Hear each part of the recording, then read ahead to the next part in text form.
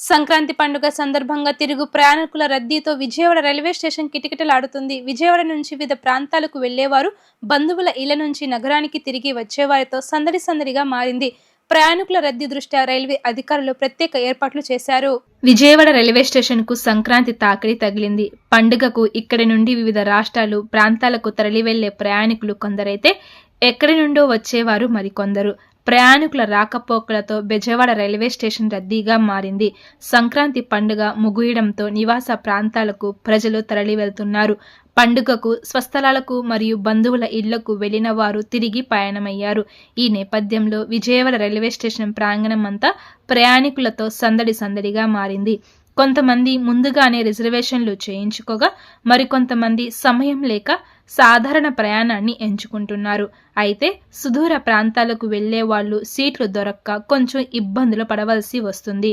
Vijayawada station ప్లాట్ఫామ్లన్నీ ప్రయాణికులతో కిటకిటలాడాయి. Reservation బోగీలు కూడా రెట్టింపు ప్రయాణికులతో నిండిపోతున్నాయి. ఈ సందర్భంగా పలువురు ప్రయాణికులు మాట్లాడుతూ, సంక్రాంతి పండుగను కుటుంబ సభ్యులు, బంధువుల మధ్య సంతోషంగా జరుపుకున్నట్లు చెప్పారు. సెలవులు ముగియడంతో తిరిగి నివాస స్థలాలకు వెళ్తున్నామని, కొన్ని సమయాల్లో రిజర్వేషన్లు దొరక్క ఇబ్బందులు పడవలసి వస్తుంది అన్నారు.